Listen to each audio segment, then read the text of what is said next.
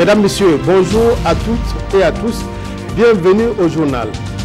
La 72e Assemblée générale des Nations Unies s'ouvre aujourd'hui et verra se succéder à la tribune de l'ONU de nombreux chefs d'État de la planète. Le président du Faso qui prendra la parole le jeudi prochain est arrivé hier à New York. Les Tunisois rejettent une loi d'amnistie dite de réconciliation adoptée par le Parlement qui met fin aux poursuites contre des fonctionnaires impliqués dans la corruption sous Ben Ali. Les manifestants refusent ce qu'ils appellent le blanchiment des corrompus. Ainsi, le président du Faso est arrivé hier à New York pour prendre part à la 72e Assemblée générale des Nations Unies. La rencontre se tient autour du thème « Priorité à l'être humain, paix et vie décente pour tous sur une planète préservée ». Roch Marc Christian Kaboré va s'adresser à la tribune des Nations Unies jeudi prochain. En marge de l'Assemblée générale, les 5 pays membres du G5 Sahel devraient participer à une rencontre de haut niveau sur la lutte contre le terrorisme à New York. Nous reviendrons avec nos envoyés spéciaux sur le séjour du président du Faso à New York au cours de nos prochaines éditions. Venons-en maintenant à cette audience que le président de l'Assemblée nationale a accordée au ministre de la Communication chargé des relations avec le Parlement. Rémi Fulgence Dandjinou a échangé avec Alassane Sakandé sur les relations entre l'exécutif et le législatif, une collaboration pour un plus grand dynamisme dans le travail. Reportage Issa Kafando Maïmouna Traoré. Le ministre de la Communication, chargé des relations avec le Parlement, est venu renouveler l'engagement du ministère qu'il dirige à travailler en symbiose avec l'Assemblée nationale. Alassane Bala Sakandé, le président de l'Assemblée nationale, a donné des orientations pour dynamiser davantage les relations entre l'exécutif et le législatif. Il s'agit véritablement d'éviter un certain nombre de couacs dans la transmission des dossiers parlementaires, des projets de loi. Il s'agit également de mieux prendre en compte un certain nombre d'aspirations de transparence, d'organisation du travail et également de redevabilité. Et sur ces éléments-là, je pense que le gouvernement est également prêt à faire de telle sorte que le travail se fasse dans l'intérêt de tous, parce qu'au final, exécutif et législatif, nous n'avons une seule ambition, c'est de satisfaire les conditions de développement des Burkinabés. Le ministre de la Communication a par ailleurs félicité Alassane Bala Sakandé pour son élection à la tête du Parlement. Première Assemblée générale des femmes du Congrès pour la démocratie et le progrès CDP. Elle s'est tenue hier à Ouagadougou. Les femmes du CDP ont réaffirmé leur engagement à rester au sein du parti et surtout à le défendre. Elles ont aussi saisi cette occasion pour inviter les Burkinabés à la solidarité et à la réconciliation nationale, gage d'un Burkina de paix. Ismaël Djiloma Sirima. Première Assemblée générale des femmes du Congrès pour la démocratie et le progrès depuis l'insurrection populaire. À cette rencontre, elles s'engagent à s'adapter et à accepter leur nouveau statut dans l'opposition politique. Elles entendent ainsi se battre doublement dans le but de reconquérir le pouvoir d'État.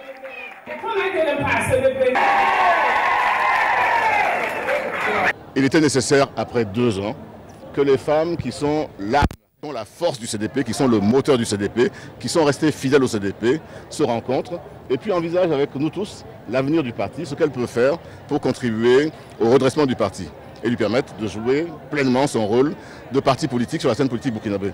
Ces femmes plaident pour le retour de Blaise Compaoré et ses proches qui sont en exil. Ayons dans nos cœurs la réconciliation, la paix, l'union de nos fils et filles et luttons ensemble pour le retour de nos fils, pour la construction de notre pays.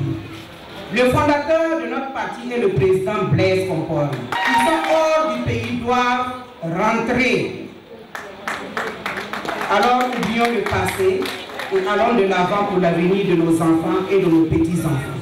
Dans la même lancée, Léonce Koné demande aux Burkinabés de surmonter les traumatismes et d'aller dans le sens de la réconciliation.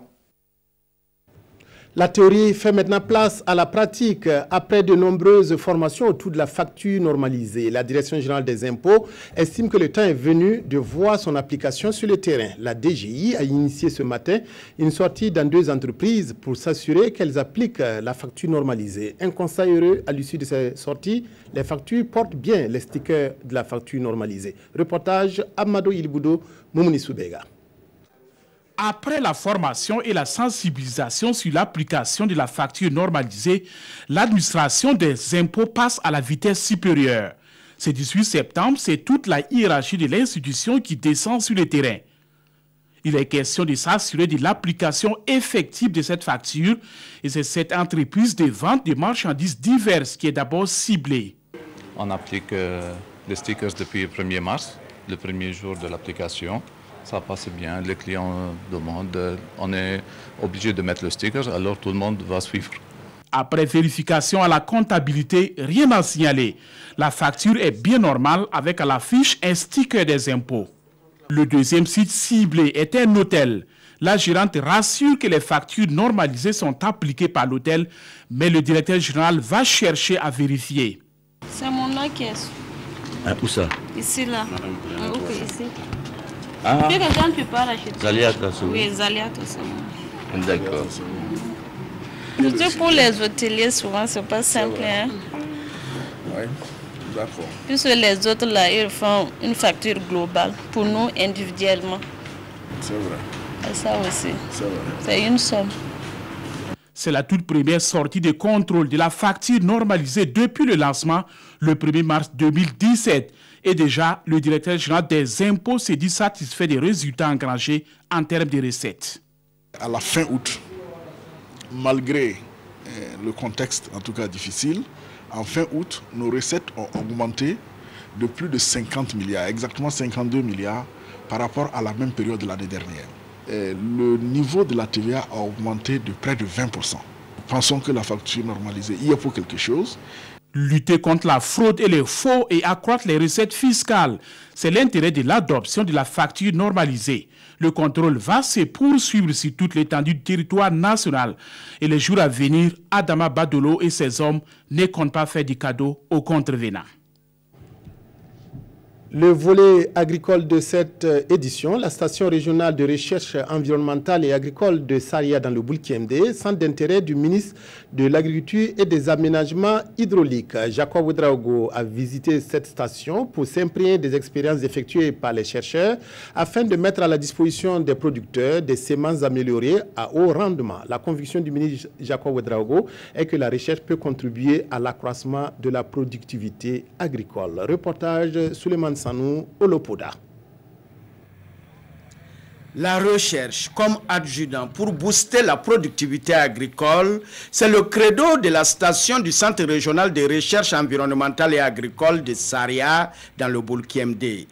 Ici, des variétés de semences améliorées à cycle court et à haut rendement sont en expérimentation.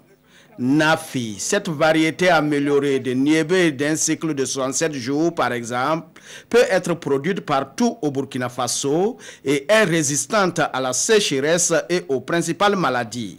Le maïs, le mil, le sésame, bref, ce sont plusieurs variétés précoces qui sont mises à la disposition des producteurs. Le rendement moyen, par exemple en sorgho au niveau national au Burkina, nous tournons entre 750 et 800 kg. Alors que là, nous avons des variétés qui ont été testées en milieu paysan, qui peuvent atteindre 1,5 tonne à 2 tonnes.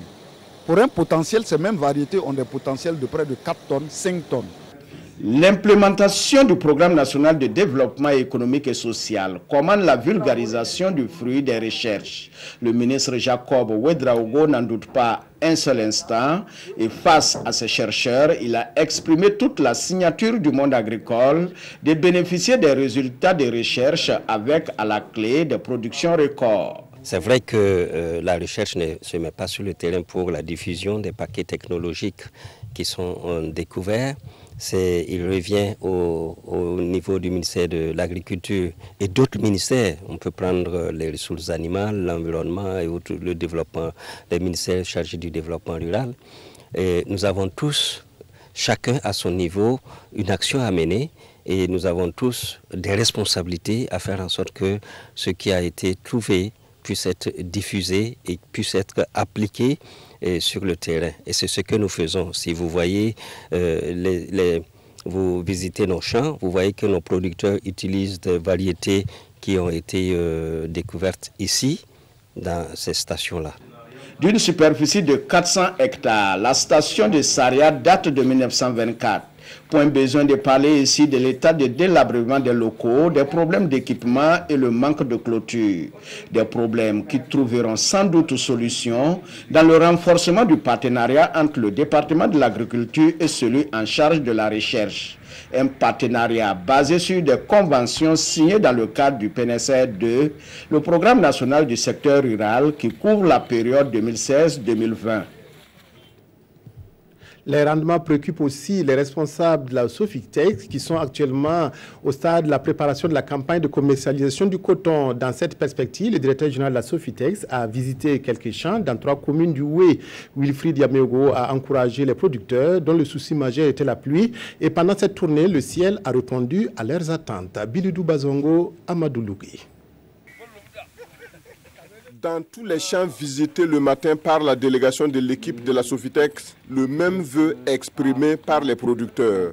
La pluie, encore indispensable pour espérer une belle campagne de coton. Leur prière a été exaucée. Dans l'après-midi, avant même la fin de la tournée, une importante quantité d'eau de pluie envahit les champs, mais aussi les voies.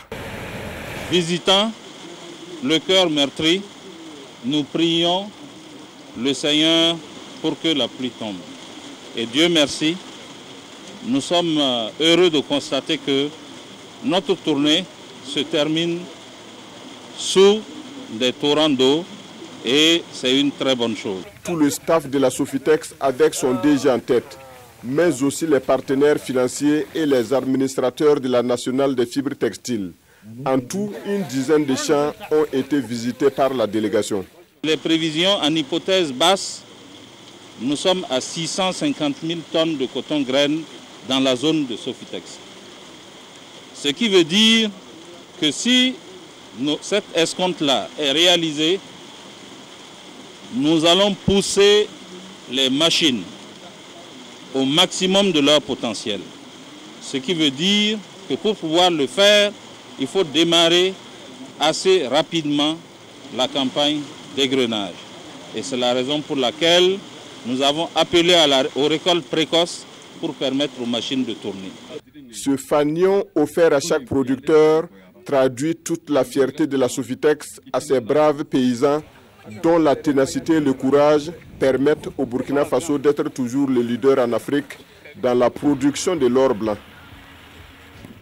Déluge de prix à Kouribga où les rideaux sont tombés samedi dernier sur le 20e festival du cinéma africain. À cette édition, le Burkina a remporté le prix du second rôle féminin.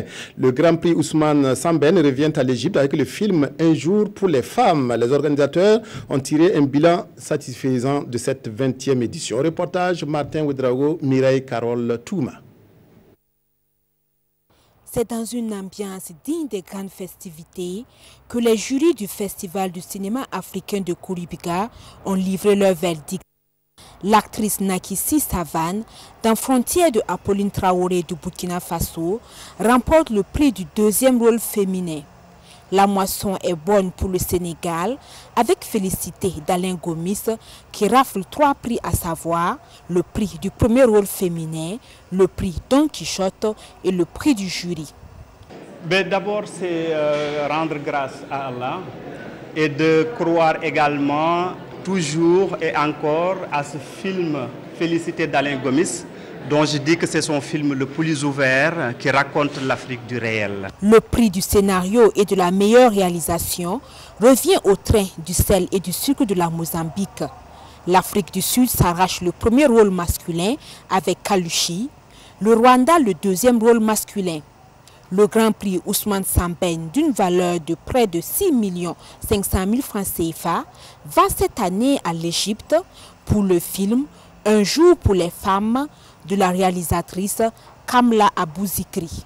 Le palmarès de la 20e édition ne fait pas l'unanimité, mais pour les uns et les autres, le jury reste le maître. De façon personnelle, c'est des récompenses équilibrées, mais là où personnellement je ne suis pas tout à fait satisfait, c'est le prix Samen Ousmane. Le film égyptien que j'ai vu, c'est en réalité un téléfilm. C'est comme dans tous les jurys, il y a des points où on est d'accord il y a d'autres où on n'est pas d'accord. Ouais, je peux dire que dans l'ensemble, les films n'étaient pas équilibrés. Je peux dire il y avait 5 films qui étaient vraiment à la hauteur par rapport aux autres. Les autres, je ne sais pas parce que ils ne peuvent pas, c'est des gens qui viennent de démarrer. Le festival de Koulibiga prend fin cette année avec un bilan satisfaisant. Après 40 ans, cette 20e édition a atteint tous les objectifs qu'on lui a tracés. Très bonne compétition, un jury qui a rendu un verdict extrêmement équilibré et intelligent. Le thème principal sur l'identité, à mon avis, a montré toute la complexité de l'identité africaine dans le cinéma africain. La 20e édition et le 40e anniversaire du Festival du cinéma africain de Koulibiga s'est déroulé du 9 au 16 septembre.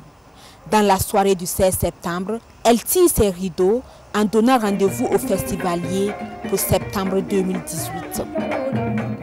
Restons dans la région, en Tunisie. Des manifestants sont descendus samedi dernier dans les rues de Tunis pour exprimer leur mécontentement après l'adoption d'une loi d'amnistie de fonctionnaires impliqués dans la corruption sous le président Ben Ali. Défendue par le président tunisien actuel Béji Saïd Ebsessi, cette loi dite de réconciliation a été adoptée mercredi dernier par le Parlement avec l'appui des islamistes d'Ennahda. Une démarche qui n'est pas du tout du goût des organisations de la société civile. Nous refusons le blanchiment des corrompus, crient ces manifestants à Tunis. Ils étaient plus d'1 millier ce samedi à défiler dans la capitale tunisienne pour dénoncer une loi d'amnistie de fonctionnaires impliqués dans la corruption sous l'ancienne dictature de Ben Ali. À l'initiative du rassemblement, les partis d'opposition et surtout le collectif Manish Psama, littéralement « Je ne pardonnerai pas ». C'est la démocratie de la rue, nous allons continuer à nous battre à la fois dans la rue, c'est la voix du peuple tunisien libre, et aussi nous allons mener un combat constitutionnel. Nous sommes en lien avec 35 députés de l'opposition pour présenter une pétition contre la loi. Défendue par le président Béji Saïd Essebsi, cette loi dite de réconciliation a été adoptée ce mercredi par le Parlement avec l'appui des islamistes d'Ennahda. Elle est vivement critiquée par des ONG nationales et internationales. Un seul titre à la une des journaux de ce lundi, la commémoration du 2e anniversaire du putsch manqué du 16 septembre 2015. Les quotidiens reviennent sur les célébrations de ce week-end. La revue de presse est signée Toboum Evelyne Dabiré.